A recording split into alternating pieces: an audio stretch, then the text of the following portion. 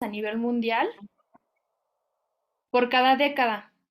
Este aumento se debe a tres causas principales. La primera es el crecimiento de la población y la diversificación económica cerca de zonas de riesgo, principalmente costas. La segunda es el crecimiento económico y la expansión de la infraestructura de los países en vías de desarrollo. Y la tercera es el aumento de la exposición de sistemas expuestos ante sucesos naturales extremos, como resultado del deterioro ambiental y el calentamiento global.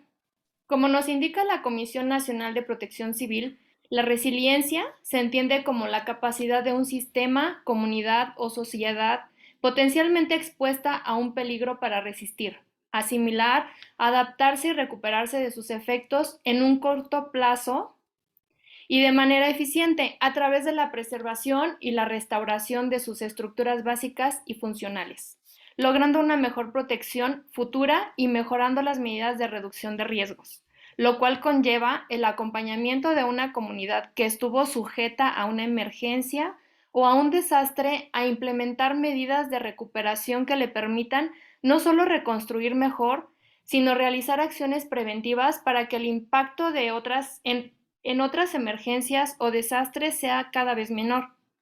En este sentido, y recordando que aún hay una deuda de reconstrucción en la Ciudad de México, hacemos mención entonces de que nuestras autoridades no solo deben dar agilidad a la reconstrucción, sino ofrecer a los afectados una vivienda construida bajo los estándares más altos de calidad, que no siempre están ligados a costos altos, sino construcciones hechas en zonas adecuadas mediante la verificación y consulta de los mapas de riesgo de las diferentes demarcaciones territoriales en las que se pretenda construir, procurando siempre la conservación del medio ambiente, considerando la necesidad de crear ciudades centradas en las personas, en la prevención de desastres y en la previsión de los riesgos a los que estamos expuestos.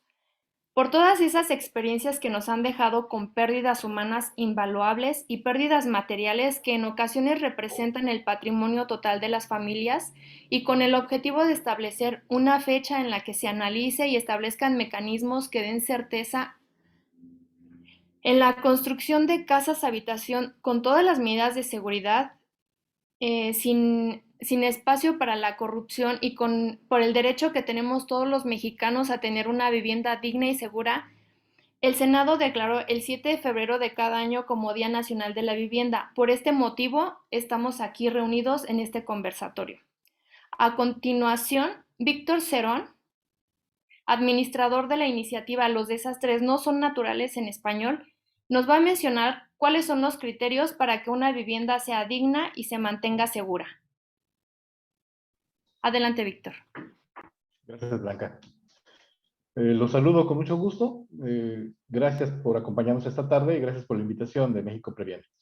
Ya las Naciones Unidas, a través de su área de hábitat, ONU Habitat, identifica varios criterios, 7 criterios de aplicación global de cuál debe ser esta vivienda segura y se mantenga así. La primera es la seguridad de la tenencia de la misma vivienda.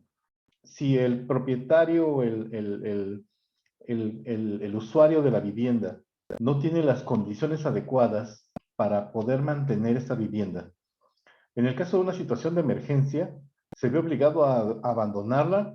En muchos de los casos no hay forma de recuperar algunas propiedades de ella y nos encontramos con que, además de perder la vivienda, se enfrenta a otras amenazas cuando deja esta casa.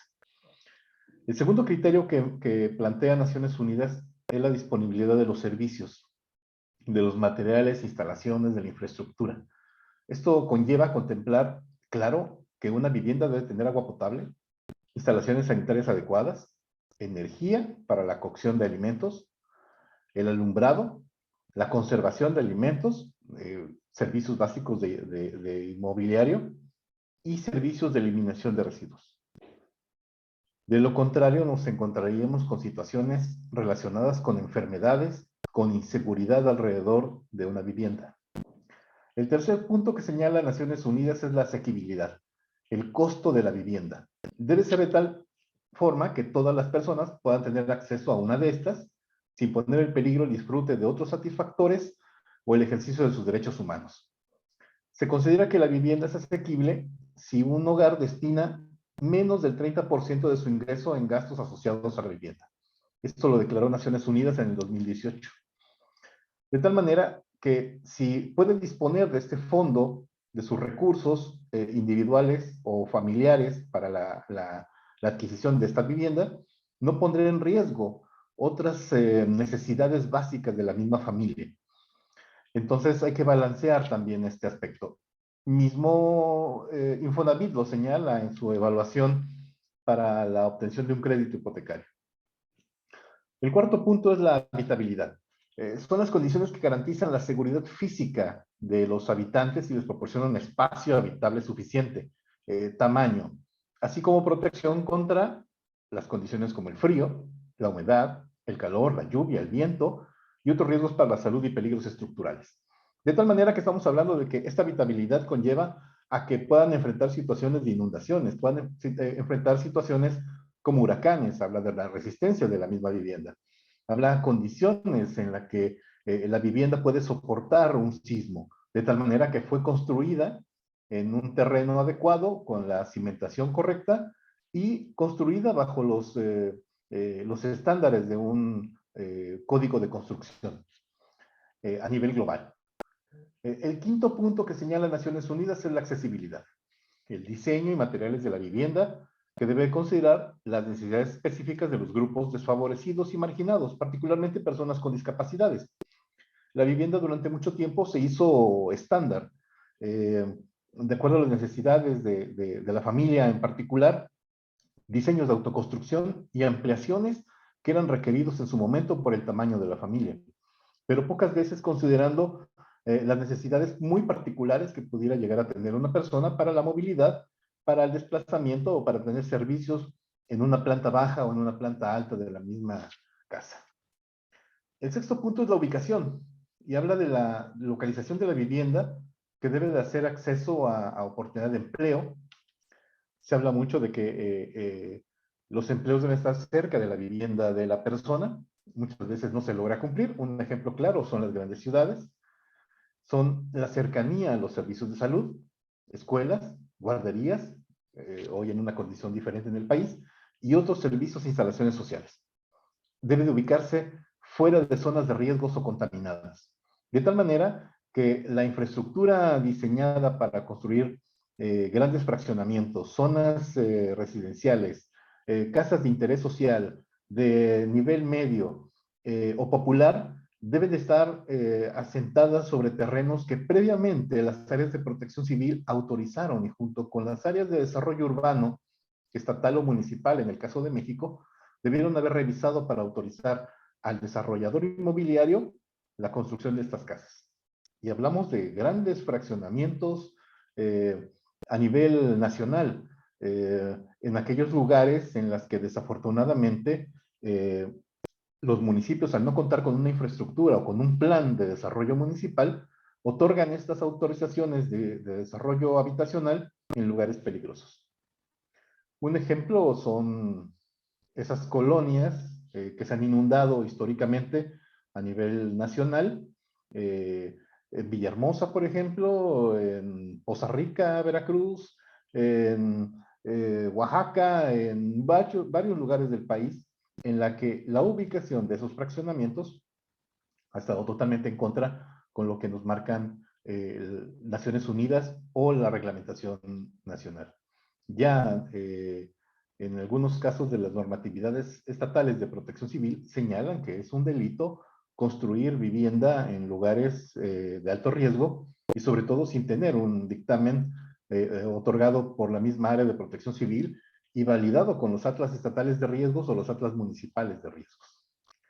El último punto que señala Naciones Unidas es la adecuación cultural.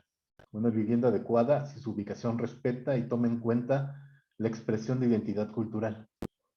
Es cuestión de revisar una página de internet de la oferta actual de la vivienda en México y observamos cómo las casas son iguales, son construidas en serie, compartiendo muros, por ejemplo, losas entre varios departamentos en un edificio, cuando también comparten colores.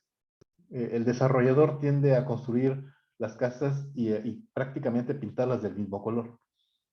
Esto hace también una imagen poco afortunada para las personas que llegan a adquirir una vivienda en estos lugares, porque no hay una identidad propia de la persona. Recordemos que en algunas unidades habitacionales, en algunos fraccionamientos, está prohibido hacer modificaciones a las casas que se adquieren hasta después de ciertos años. O incluso las modificaciones tienen que ser autorizadas por el mismo constructor y por algún comité de vecinos. No se pueden modificar drásticamente los modelos. Y entonces, la persona con alguna identidad social, cultural, de poder mejorar, cambiar su casa, se ve detenida en este proceso. Y entonces no hay una adecuación cultural con respecto a la vivienda que estamos ocupando. Otros aspectos que señala también ONU Habitat es que debe ser durable. La casa debe de durar durante mucho tiempo, debe ser resistente en la estructura, resistente a los materiales de construcción para paredes, techos, pisos. Y esto nos habla de la necesidad ante la condición de un sismo o en lugares costeros donde tenemos el paso de huracanes. Dice que debe de tener cumplimiento de los códigos de construcción. Y recordemos que después de los sismos de 85 ha habido modificaciones en los estados y en la misma Ciudad de México con respecto al código de construcción eh, eh, que los arquitectos, ingenieros, las áreas de desarrollo municipal deben de cumplir. Las viviendas no deben encontrarse en estados ruinosos, y esto lo vemos mucho en los llamados centros históricos, en la que darle mantenimiento a una casa, a un edificio, a una vivienda, es muy costoso. Eh, y en algunos casos se vuelven prácticamente multifamiliares, patios de vecindad, y en la que es más difícil poderle dar mantenimiento, e incluso podemos llegar a tener problemas de hacinamiento de diversas familias. Eh, la vivienda no debe requerir grandes reparaciones mayores cuando te es otorgada. Eh, de tal manera que no hagas reparaciones en techos, en muros, en pisos, reparaciones del sistema hidráulico, de gas. Esto habla de un marco general, global, de cómo debemos disfrutar una vivienda. La vivienda también no debe estar cerca de lugares de residuos tóxicos, y esto también conlleva a la validación de lugares eh, que fueron rellenos sanitarios, tiraderos a cielo abierto, en exterrenos de empresas que estuvieron instaladas en algunos lugares. Recordemos, y está el comandante Ricardo Meneses con nosotros de la ciudad de Córdoba, comandante de bomberos de Córdoba, en la que durante algún tiempo se trató de recuperar por parte del ayuntamiento un terreno, un inmueble abandonado de una fábrica de plaguicidas, para darle nuevamente un uso comercial o para servicios urbanos, cuando es un terreno, un lugar que tuvo una emergencia química importante hace algunos años. Entonces, no podemos arriesgar a la población en esos lugares que pueden estar en peligro su integridad, su salud. Hay muchas cosas, entonces, de lo que estamos hablando, de lo que ONU a nivel global recomienda para que tengamos una vivienda segura y se mantenga como tal. Para hablar en México muy claro, es importante señalar que no debe estar en terrenos inundables. Y esto es algo que nos pasa constantemente. Algo que también señala ONU que debemos de cumplir para la vivienda segura es que no debe estar en un paso peligroso, ya sea cerca de ferrocarriles, de autopistas, de aeropuertos, de líneas eléctricas, y eso es muy difícil a veces de cumplir. Viviendas, grandes desarrollos inmobiliarios cerca de autopistas, cerca de aeropuertos, que cruzan sobre líneas de alta tensión, en fin, o cerca de ductos con diferentes productos que transportan. Esto nos va hablando de la condición que debemos de cumplir y que se vuelve muy difícil seguramente para el desarrollador, y que al deber cumplir todas estas condiciones que marca de recomendación Naciones Unidas, más las normatividades nacionales o estatales, municipales que deba de cumplir, va incrementando el costo de la vivienda. Y esto la hace más difícil de ser accesible para la población. Más adelante charlaremos sobre algunos datos que el mismo INEGI en México ha ofrecido con respecto a la vivienda nacional actualmente. A sus órdenes.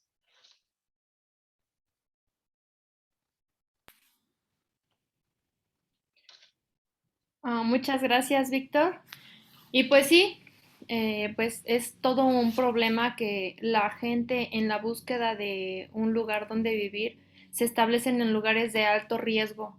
Y al respecto, pues las autoridades no solo tienen la obligación de alertar a esta población sobre los riesgos a los que están sometidos por asentarse en esos lugares que conocemos como cinturones de miseria, pues también tienen la obligación de buscar un lugar mejor y los mecanismos para ofrecer una vivienda digna que cumpla con todos los requisitos que nos acabas de mencionar. Y a continuación vamos a darle la bienvenida al capitán Ricardo Meneses Aguilar, que es el jefe de bomberos del Heroico Cuerpo de Bomberos Voluntarios de Córdoba, Veracruz. Él nos va a hablar sobre los riesgos y medidas de seguridad que debemos tener para asegurar que nuestras casas cumplan con estos criterios de seguridad. Muchas gracias, Muchas ingeniero. gracias, licenciada Blanca. Y muchas gracias a México Previene a CEPO por la invitación. Muy amable. ¿Podría dejarme compartir un archivo?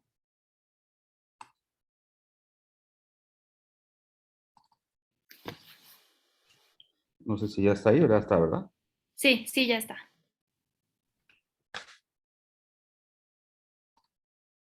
Bueno, muy importante lo que menciona el doctor Víctor Cerón, un hombre de muchísima experiencia en materia de atención a emergencias y desastres dentro de la Secretaría de Protección Civil y, bueno, la seguridad industrial y todo un referente aquí en el Estado. Lo que dice Víctor, totalmente de acuerdo, ¿no? El crecimiento que existe de las necesidades de tener casas seguras, pues bueno, debe ser algo prioritario, ¿no? Desde luego para el desarrollo de nuestras comunidades y, bueno, prioritario para todos los gobiernos del mundo, ¿no? Entonces, bueno, en ese sentido, quisiera yo referir algunos riesgos y medidas de seguridad en casa, fundamentalmente de los eventos que atendemos por los bomberos, ¿no?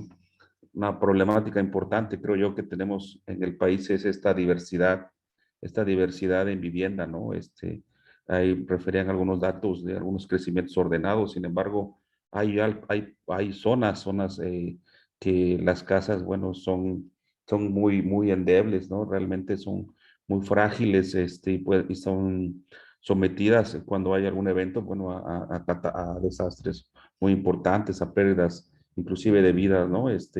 Hoy vemos casas de diferente tipo en el país, bueno, creo en el contexto general hay dos tipos, las casas que tienen losa y las casas que tienen lámina, ¿no? Me refiero al techo. En Estados Unidos, bueno, es totalmente diferente, ¿no? Allá hay casas totalmente de madera, inclusive los combates de incendios, desde luego, en nuestro país muchas veces son más complejos, sobre todo en las casas, con losa, ¿no? Y bueno, pues esta es la realidad de nuestro país. Casas muy frágiles, muchas de ellas, y otras casas que, bueno, poseen una mayor estructura o infraestructura en su desarrollo, cumpliendo, como decía el doctor Víctor, en base a los reglamentos de construcción. Entonces, esta es una realidad, ¿no?, que tenemos hoy. Esto genera precisamente esa vulnerabilidad que mencionábamos hace ratito, que mencionaba el doctor, ¿no? Casas o construcciones que son realizadas en terrenos no adecuados, ¿sí? Y que generan pues estos riesgos grandes, y que han generado, que han sido reales, desde luego, en nuestro país, ¿no? Atender ese tipo de eventos. Eh, bueno, hablando de uno de los eventos importantes, para, en nuestras casas, pues son los incendios. Esas son algunas causas de los incendios tomados o referidos de alguna por ahí información norteamericana, ¿no? Porque, bueno, desgraciadamente en nuestro país no hay datos estadísticos puntuales de las causalidades de los incendios, ¿no? Los bomberos en la gran mayoría del país no son investigadores de incendios, ellos llegan, apagan el fuego y se retiran, ¿no? Muchas veces cuando no hay asuntos legales, querellas, ¿no?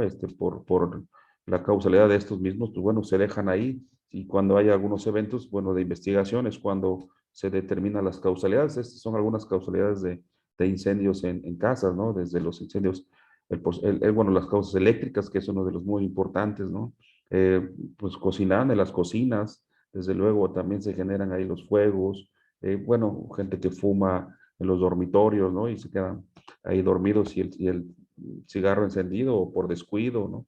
Las lámparas, lo que tiene que ver con veladoras también es muy importante, algunas fuentes de calor, algunas son eléctricas, algunas de otras características, ¿no? Y un porcentaje también importante, pues bueno, fuegos provocados, ¿no? El 15%. Entonces, esas son algunas causalidades de los fuegos reitero, esto es en Estados Unidos, este está tomado de Estados Unidos. Sin embargo, en el país, por ahí la Comisión Nacional de Prevención contra Incendios, ¿no? Que es una asociación civil, por ahí en sus páginas establece este documento donde dice que Unidos por un México sin víctimas de fuego, establece que los incendios urbanos en México, bueno, toma una referencia fundamentalmente de la Asociación Nacional de Protección contra Incendios de los Estados Unidos, ¿no? Esos datos son en Estados Unidos. Entonces, bueno, ellos establecen que de cada pues, 100 incendios, el 55.6% se dan en casa habitación, que es el mayor porcentaje, ¿no? El 34% en comercios o viviendas de usos mixtos,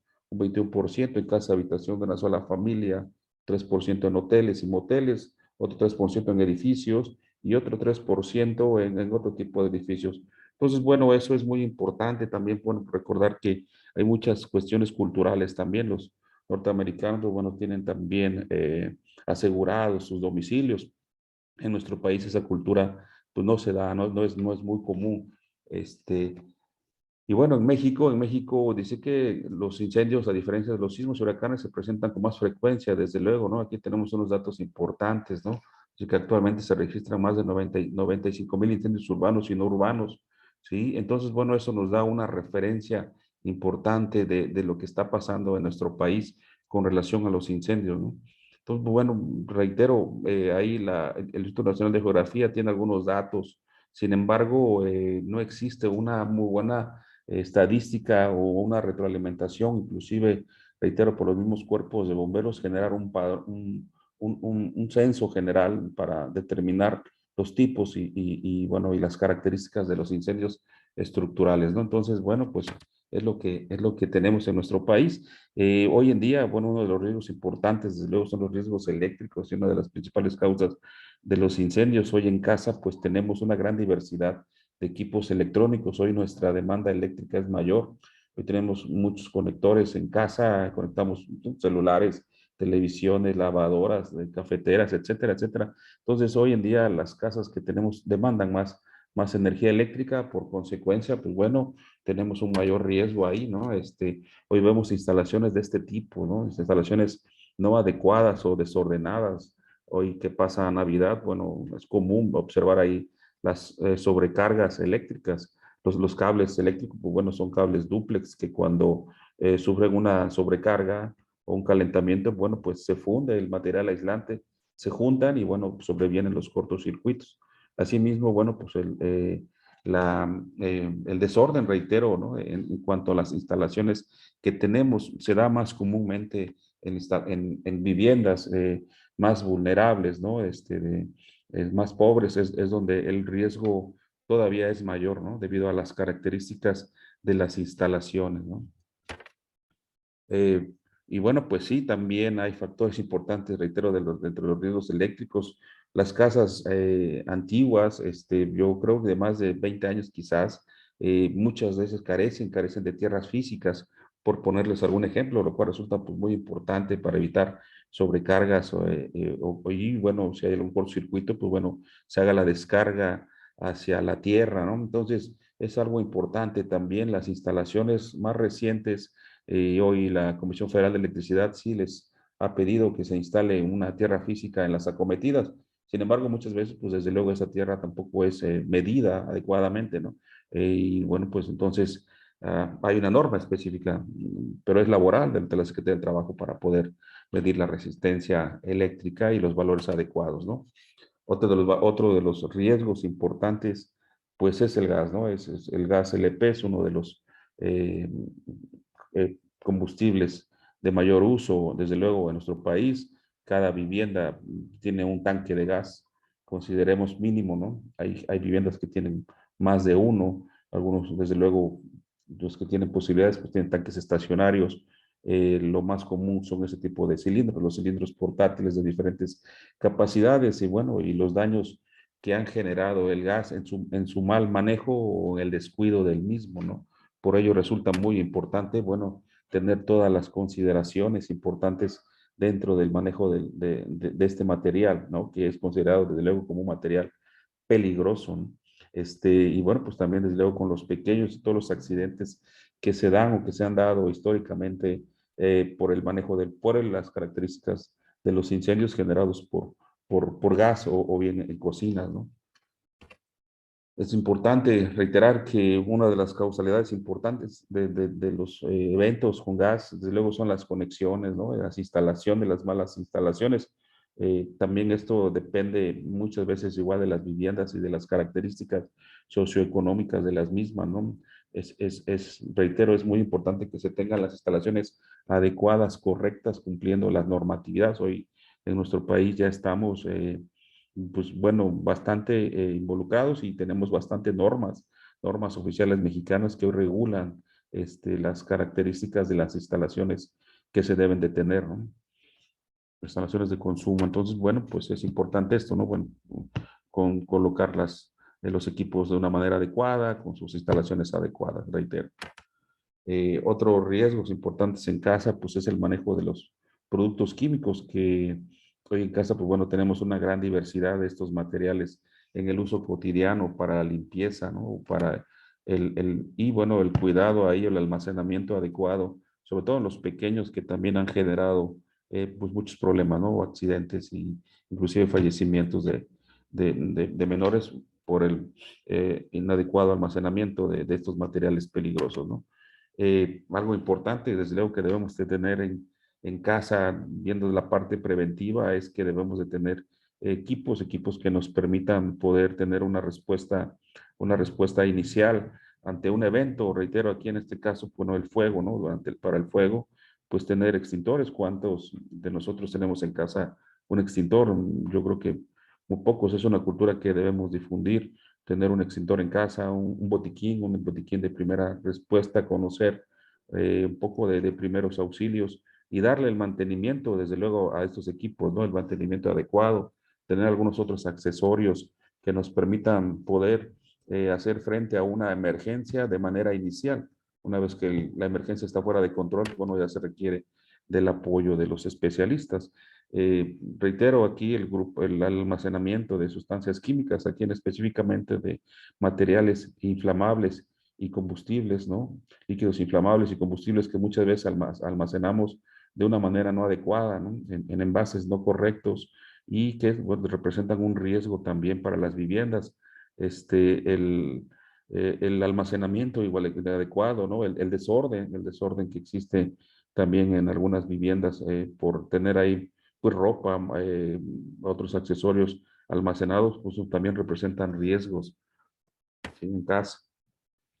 Igual, pues reitero, en la parte preventiva, también esta cultura es poco aplicada en nuestro país, desgraciadamente, ¿no? Si existe más el requisito siempre hacia el sector industrial o comercial. Sin embargo, en la, en la urbanidad, en las casas, muy pocas veces las normas, pues llegan, ¿no? A ser aplicadas. Entonces, bueno, tener detectores de incendios, de humos, o detectores de temperatura en cocinas o detectores de gases, pues resulta importante.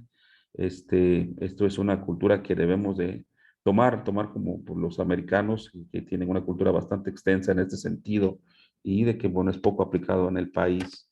Es importante tener un plan. Hoy la Secretaría de Protección Civil, y bueno, la Coordinación Nacional y la Secretaría en caso de Veracruz, la Secretaría de Protección Civil, inclusive cuando estaba el doctor Víctor Cerón, bueno, hacía mucha énfasis en la elaboración del plan familiar de protección civil para poder tomar acciones en caso de alguna eventualidad o de alguna emergencia, ¿no? Como es primero la identificación de los riesgos, diseñar un plan de acción, ¿no? tomar las decisiones, bueno, y también desde luego practicar la base de cualquier atención a emergencias, es realizar simulacros, ¿no? Y bueno, como reitero, tener un plan de acción simple y sencillo que nos permita coordinarnos en la familia para poder tomar acciones de respuesta a emergencias de manera inicial, en especial hacer énfasis en las rutas de evacuación de los inmuebles para poder salvaguardar la vida, ¿no? Y muy importante también, desde luego, pues bueno, tener a la mano siempre los teléfonos de emergencia de las instituciones que pueden proporcionarnos la ayuda. Tener a la mano estos teléfonos resulta vital, ya que de esto depende el tiempo de respuesta de las mismas instancias, ¿no? Entonces, pues bueno, eso es muy relevante y bueno, hasta ahí queda esta presentación. Y bueno, agradezco mucho.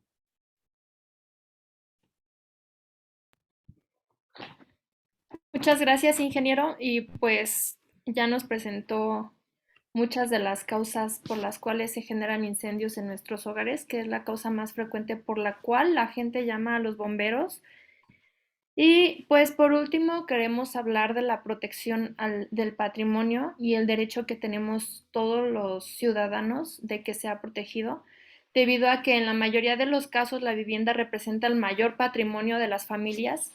La inversión que hagan los municipios indica el nivel de reforzamiento físico, individual y recreativo que el gobierno otorga a los hogares, por lo cual toda inversión encaminada a proteger y mejorar las viviendas supone un componente esencial para el aumento de resiliencia de la población, ya que la pérdida de la vivienda vulnera en gran medida la capacidad de recuperación social y económica, no solo de las familias, sino de la comunidad en general, tanto en el ámbito social como en el económico. Y recordemos que pues en el económico se pierde la casa.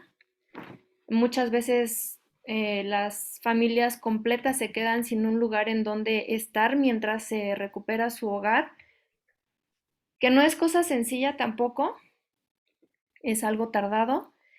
Y justamente como la gestión de riesgos debe ser integral, como sociedad civil, pues exigimos a las autoridades que no sea una gestión enfocada solo en la previsión sobre la construcción, sino que haya una inversión en una capacidad de respuesta inmediata ante la presencia de un desastre. Desde luego que hacemos todo lo posible para que se generen las medidas de prevención. Sin embargo, los fenómenos naturales existen y las comunidades vulnerables también existen. Entonces, queremos que haya una capacidad de respuesta inmediata para que, en medida de lo posible, se reduzca el riesgo de perder vidas y de daños en las propiedades de las personas. Que estos no sean catastróficos, que se garantice la protección a la vivienda como un patrimonio familiar, que haya un presupuesto asignado a los cuerpos de bomberos en todo México y una ley homogénea en territorio nacional, que haya pues capacidad de respuesta. Ya en una entrevista anterior el ingeniero Meneses nos manifestaba que a veces los cuerpos de bomberos pues no tienen capacidad de respuesta porque no todos tienen un presupuesto asignado y muchas veces pues no pueden ni siquiera llegar al lugar del incendio porque los equipos que tienen no son los adecuados. Entonces estaría perfecto que hubiera una ley homogénea a nivel nacional y que se les asignaran los recursos. Y bueno, con esto nos gustaría pasar a la sesión de preguntas y respuestas. Y pues vemos que hay aquí una pregunta que dice, ¿y qué pasa si aún con todo ello hay asentamientos de vivienda en esos lugares no permitidos o de alto riesgo? Que nos pregunta Angélica María Lara Hernández. ¿Nos podrían comentar alguno de ustedes? Sí, eh, en el 2020, el INEGI, en base al levantamiento de la información nacional de vivienda, emitió alguna información que nos da la claridad de cómo está la vivienda en México. Para la atención de la pregunta, hay un dato muy revelador. El INEGI señala que hay una cuarta parte de las viviendas en México que se considera como vieja. El censo reveló que el 35.3 millones de casas, el 24.6, tienen más de 31 años de haber sido construidas. Las casas más recientes son de 5 años o menos, el 9%. Y de 6 a 10 años de construidas, el 13.5%. Esto habla entonces de que tenemos una enorme cantidad de viviendas que desconocemos bajo qué código de construcción fueron diseñadas, construidas, levantadas. O incluso si recibieron alguna modificación posterior a su construcción, que eso es algo muy común en México. Algo también relacionado, lo que comentaba el ingeniero Ricardo Meneses con respecto a las condiciones eléctricas con las que fueron construidas esas casas, y lo que señala INAGE hace más de 30 años, y las necesidades que tenemos hoy de aparatos eléctricos dentro del domicilio. Si esto le sumamos también que en estos 31 años una enorme cantidad de casas no han recibido un mantenimiento adecuado. Dice también la información de INEGI que casi la mitad de las casas encuestadas presentan filtraciones y grietas. Esto es el 42.2% de la vivienda en México. Y entonces nos habla también del riesgo en que se encuentran los habitantes de este domicilio. Actualmente, una recomendación sería que contrataran a un especialista o incluso hoy en día hay áreas de protección civil que otorgan esta asesoría sobre la condición general del domicilio.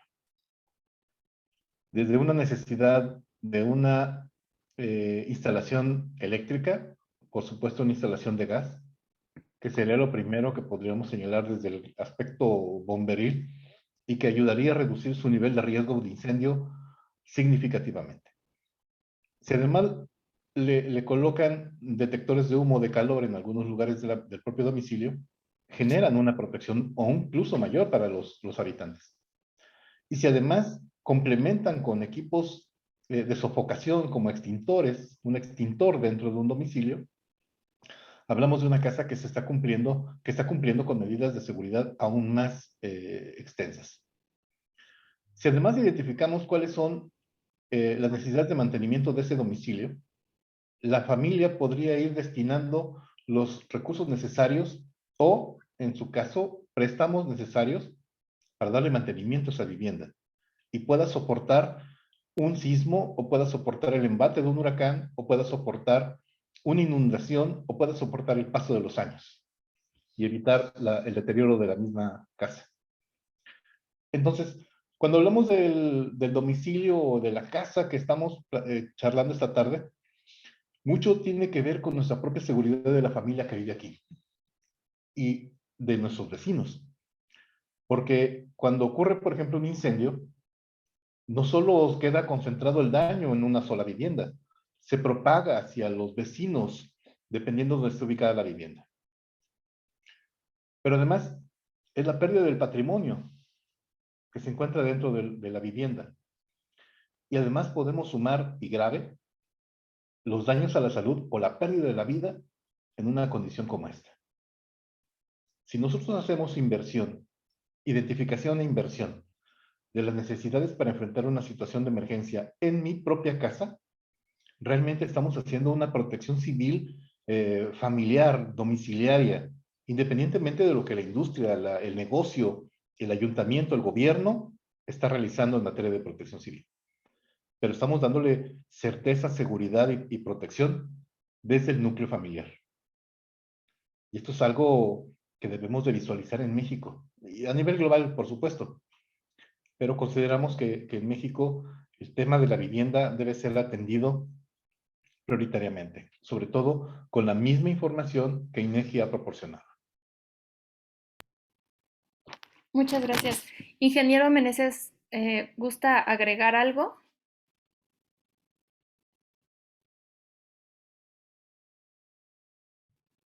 Su micrófono está cerrado. Perdón. Sí, claro que sí. Sí, coincido totalmente con lo que dice el doctor Víctor. Es importante desde luego, bueno, este programa que ya ustedes se llama México Previene, ¿no? Es importante realizar, desde luego, la prevención del riesgo en nuestra casa, ¿no? Como bien decía, pues protección civil debemos ser todos y debemos empezar por nuestra casa. Es muy importante poder evaluar los riesgos que tenemos al interior y tomar algunas medidas, ¿no? En especial también, digo, ustedes que están en la Ciudad de México, eh, el tiempo de respuesta de los grupos de auxilio es muy grande, ¿no? Entonces, por las distancias que existen allá y el tráfico, si aquí en las ciudades pequeñas tenemos esas problemáticas, en las ciudades grandes todavía es mayor, aunado que no hay el número suficiente de estaciones de bomberos, creemos, en la Ciudad de México para poder atender a toda esa población. Sin embargo, pues bueno, eso genera tiempos de reacción bastante largos y es importante por ello, pues bueno, tener algunos, vigilar nuestra casa y tomar acciones preventivas y en caso de que tengamos algún evento, bueno, responder de manera inicial en la medida de las capacidades y posiblemente minimizar o evitar que el riesgo se haga más grande, ¿no? Con respecto a lo que comentaba de la homologación de los cuerpos de bomberos, bueno, sí ha sido una lucha muy constante. También el doctor Víctor fue testigo y fue actor principal en la formación de la ley del Estado para Veracruz de los bomberos desde la trinchera en la protección civil para poder hacer este desarrollo de la misma ley. Que bueno, en Veracruz tenemos una ley, hay pocos estados que tienen leyes de bomberos. Sin embargo, pues bueno, todavía los bomberos siguen muy olvidados de la mano del gobierno, de los gobiernos federales y de los gobiernos estatales y desde luego de municipales. No quiero decir esto que no todos no asumen su responsabilidad.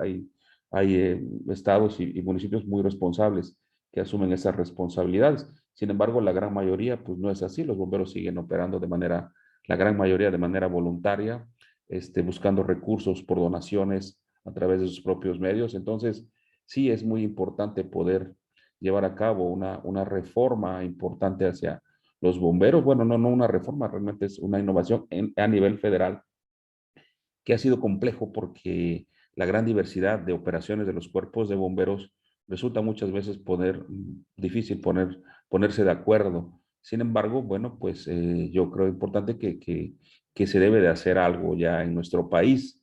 Y ha habido muchos intentos, sin embargo, no han fructuado de una manera exitosa. Digo, parte desde el punto inicial que la palabra bomberos no existe en la constitución política de los Estados Unidos mexicanos, ¿no? Desde ahí, en otros municipios como el nuestro, sí tenemos una personalidad jurídica, las leyes de protección civil y nuestra propia ley nos genera esa personalidad, pero en muchos otros municipios no los tienen, ¿no? Entonces sí es muy importante tomar ahí acciones relevantes con los bomberos y darles la importancia como lo hacen en otros países, ¿no? Sin embargo, pues bueno, los bomberos son eternos servidores públicos, hay buenos servidores voluntarios y que dan o arriesgan muchas veces la vida por ayudar al prójimo, ¿no? Muchas gracias. Muchas gracias, ingeniero. Y bueno, con respecto a los asentamientos irregulares, bueno, mencionaremos que en el 2021 se reformó la Ley General de Asentamientos Humanos y Ordenamiento Territorial y Desarrollo Urbano que establece que todas las personas sin distinción de sexo, raza, etnia, edad, limitación física, orientación sexual, etcétera, tienen derecho a vivir y disfrutar ciudades y asentamientos humanos en condiciones sustentables, resilientes, saludables, productivas, equitativas, justas, incluyentes, democráticas y seguras. Todas las personas tenemos derecho a una vivienda digna y segura, en pocas palabras. Y es obligación del Estado, a través de sus diferentes órdenes de gobierno, promover una cultura de corresponsabilidad cívica y social.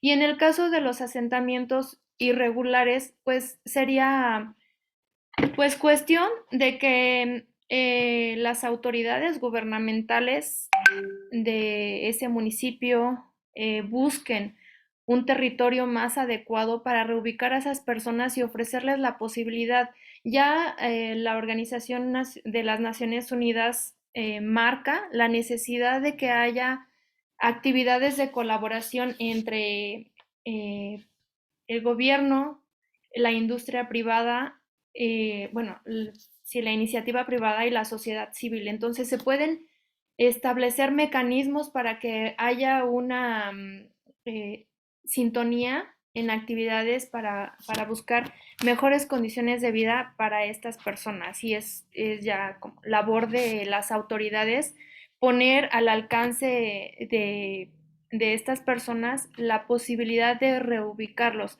Claro, como aquí dice en la ley, tiene que ser con la corresponsabilidad. Tampoco pueden hacerles casas y dárselas gratuitamente, pero sí pueden buscar los mecanismos para construir de manera segura y resiliente y ofrecerles mejores condiciones de vida a todas estas personas a bajo costo.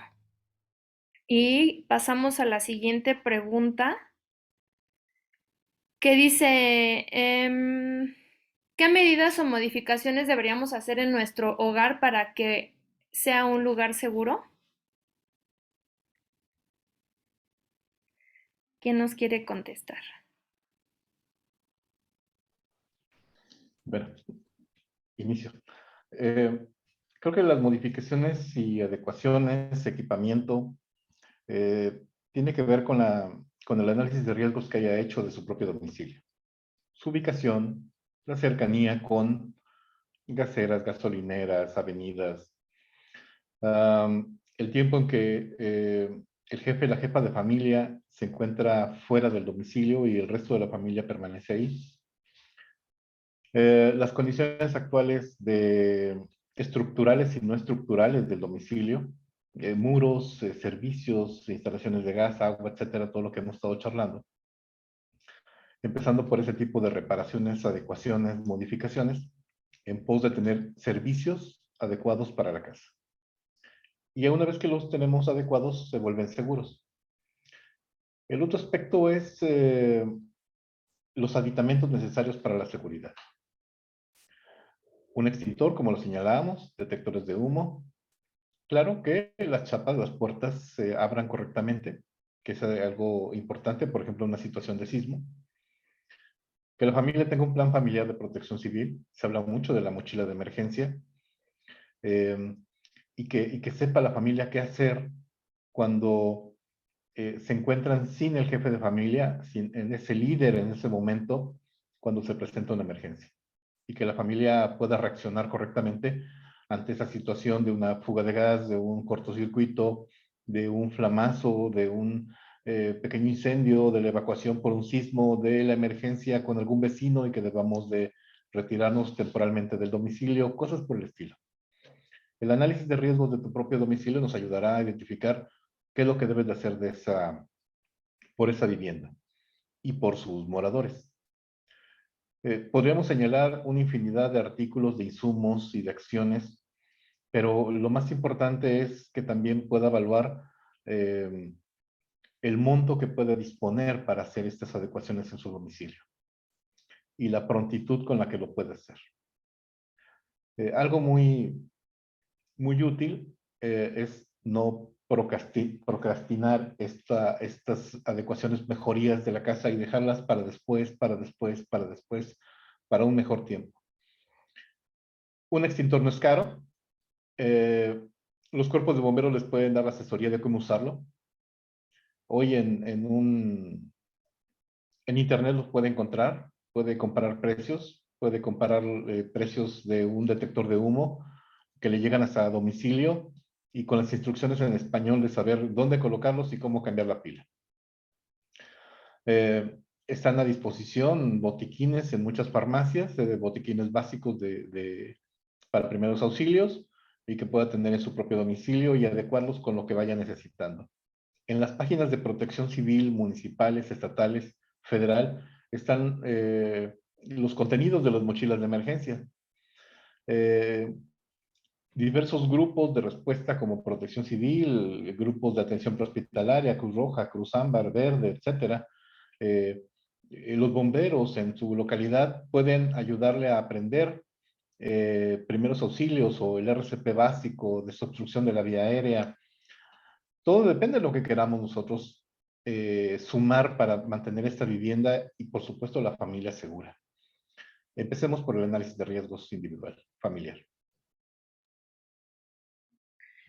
Muchas gracias, Víctor. Sin duda, esto nos da como para muchos temas, desde iniciar por lo que es una gestión de riesgos y cómo hacer una gestión de riesgos en nuestros hogares, cómo detectar los riesgos, em, cómo actuar y prevenir basándonos en estos riesgos que existen a nuestro alrededor, pero sin duda, pues esto da para muchos lives en, en las redes sociales para poner al alcance de toda la población la manera en que podemos encontrar o identificar los riesgos en nuestros hogares. Parece que ya no tenemos más preguntas, solo pues un comentario también de Angélica que dice la combinación inadecuada de ciertos materiales de limpieza, por ejemplo, que como hablamos recientemente, pues es identificación de riesgos, ¿no? Que no solamente podemos generar pues los incendios que acabamos de ver, sino podemos terminar ocasionando intoxicación por inhalar pues los vapores que se generan de mezclar ciertos productos de limpieza y justamente la importancia de saber cómo actuar ante estas situaciones. Primero, evitar que se den las situaciones y luego, en caso que se presente, pues saber qué hacer. Pues les agradezco muchísimo que hayan estado aquí, agradezco a los que nos pudieron acompañar. Esperamos que haya sido de utilidad para nuestra audiencia. Desde México Previene agradecemos mucho a Víctor Cerón de Los Desastres No Son Naturales y al ingeniero Ricardo Meneses del Cuerpo de Bomberos de Córdoba, Veracruz. Nos vemos hasta la siguiente. Muchas gracias. Muchas gracias, a la orden. Buenas tardes. Gusto Buenas saludar. tardes.